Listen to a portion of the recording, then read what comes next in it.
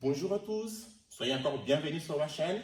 C'est cette cours-là, on va reprendre la partie in parce qu'on avait fait les premiers exercices. Donc là, on a le deuxième exercice.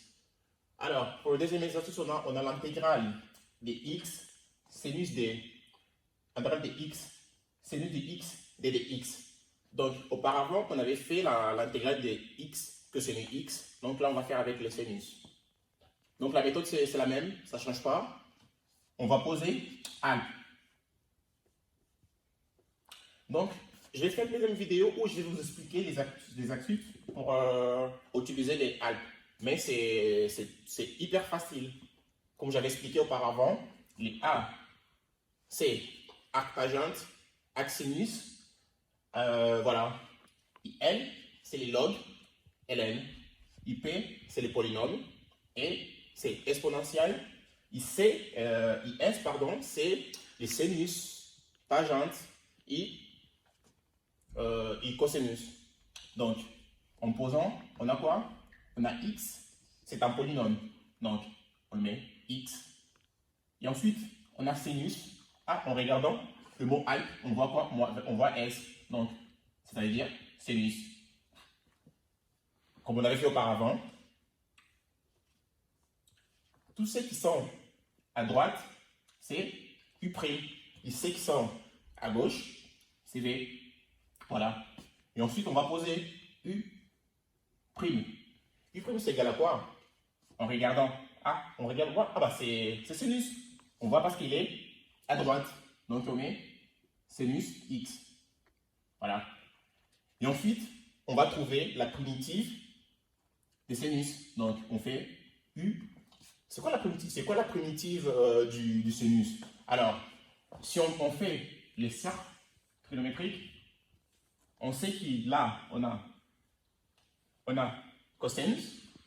Ici, on a sinus. Et donc là, on a cosinus. Mais par contre, dans le côté négatif. Donc là, on a sinus. Si on veut faire la primitive, on fait comme ça. Primitive. Primitive. Donc, la primitive de sinus x, c'est quoi? C'est moins cos.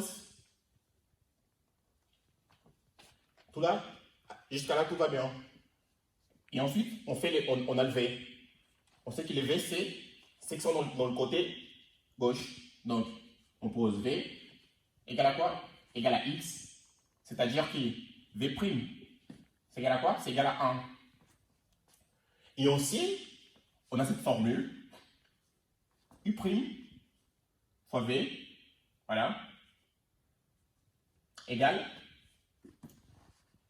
à U fois V, moins intégrale de U V'. Donc, ça c'est la formule qu'on doit avoir en tête. Donc, c'est cette formule qui va nous permettre de résoudre toutes les IPP, donc les intégrales par partie. Alors, on va poser. Donc, en regardant la formule, U' c'est quoi? U' c'est quoi? C'est sinus x. Donc, on va mettre sinus x, d de x. Et on va regarder, on a quoi? On a V. Alors, il est où le V? Ah, il est là, le V. Voilà, V. On le met là. Voilà. Égal quoi? U fois V. U, il est où? Il est là. V, il est où? V, il est là. Donc, on va poser V, c'est égal à X. U, c'est égal à quoi? Moins cos de X. Donc là, moins cos de X. Voilà. Moins cos de X. Moins intégrale de U fois V'. U, c'est quoi? En regardant U, il est là. C'est moins cos de X. Donc, moins cos de X. Alors, V', c'est 1. Donc, on met ici 1. D de X. Donc là, c'est l'intégrale. On peut remplacer tout ça par I2. Voilà. Là, on descend. On fait descendre cette expression. vu qu'on a moins, on peut factoriser le moins, du signe moins, on le passe devant, donc on va avoir x fois cosinus x. On ferme. Là, si on regarde bien, on a factorisé le moins, on a fait passer par devant. Et ensuite, si on regarde dans l'intégrale, on a moins qui est dans l'intégrale. Donc, cette moins-là, on peut faire sortir. Il peut sortir. En sortant le moins, il va retrouver ce moins qui est là, il est déjà là. Donc, ça devient plus cosinus x. Pourquoi cosinus x? Et pourquoi on n'a pas remis le 1 qui est là? Parce qu'on sait qu'un cosinus x, ça multiplie par 1, ça donne cosinus x. Voilà. On remet le dx. Et ensuite, on fait, voilà, on va recopier cette expression, moins sinus cosinus x plus.